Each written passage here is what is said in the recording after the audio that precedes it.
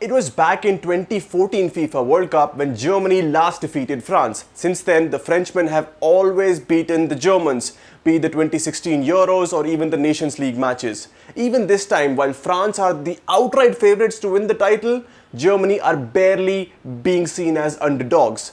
France undoubtedly have better players, especially in attack, but are they unbeatable? Are there any loopholes in their game that Germany can exploit? Let's take a look. France play their traditional 4-3-3 formation with incredibly quick and decisive forwards, Kylian Mbappe, Antoine, Griezmann, and this time Karim Benzema. Benzema will drop deep to pull one of the defenders with him, making more space for wide forwards like Mbappe or Griezmann. Mbappe especially will mostly sit on the shoulder of the last defender, waiting for an opportunity to chase through the ball with his pace, and he is likely to test the goalkeeper on 8 from 10 occasions. The attack of France is undoubtedly scary, but what gives the team incredible balance is the midfield duo of N'Golo Kante and Paul Pogba. In fact, France are undefeated when Pogba and Kante have started together. Kante, the best defensive midfielder in the world, does the job of 1.5 players if not 2. He will snatch the balls from Germany's midfield and forwards, make those tireless runs, while Pogba can unleash those long passes and through balls to free the likes of Mbappe and Griezmann on counter-attacks. In midfield or attack, France are almost flawless, but when it comes to defense, there are a few loopholes that Germany can exploit. Benjamin Pavard and Lucas Hernandez are expected to be the fullback pairing. Neither Pavard or Hernandez have had the most confident seasons.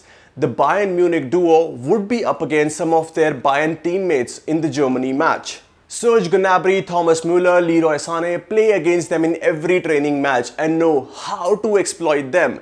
Pavard wasn't even a confirmed starter for Bayern the entire season, while Hernandez only began to cement his place at the end of the season.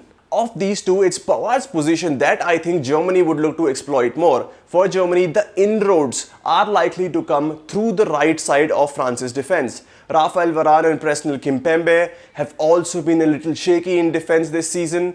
I believe Germany's pressing game, especially with Müller in the middle, can force defense to commit 1 or 2 mistakes which the Germans would need to pounce on.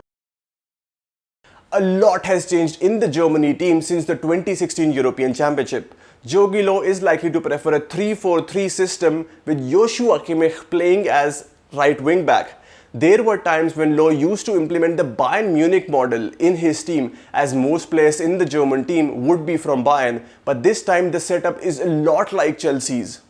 Rudiger, Hummels and Ginter are expected to be the back 3, with Kimmich and Gosens as the wing backs.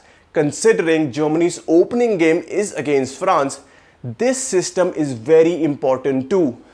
With 3 centre-backs, Germany are likely to overcommit in attack and play a high line that someone like Mbappe and Griezmann can exploit. But such a system also comes with its drawbacks. Wing-backs tend to go too forward ahead and Kimmich will do that.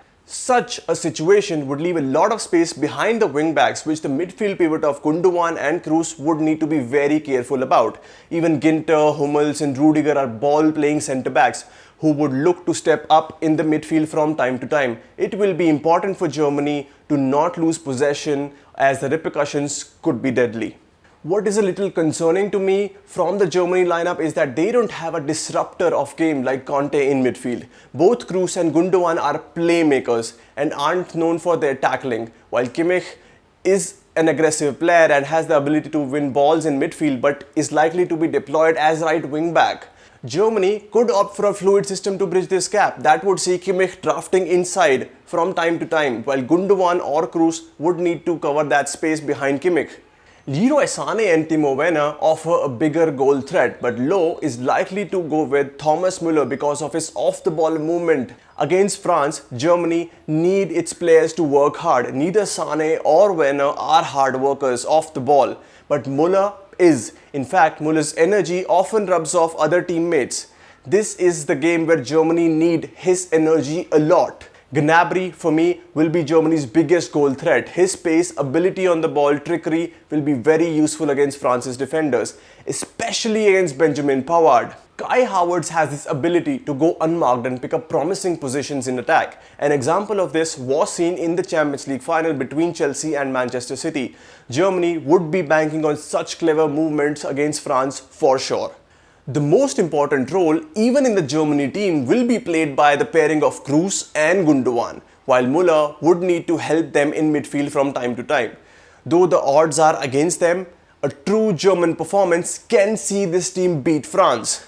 That was all from me today. I hope you guys liked this episode. Do share your predictions of the match in the comment section. Share this video with your friends. Until we meet next.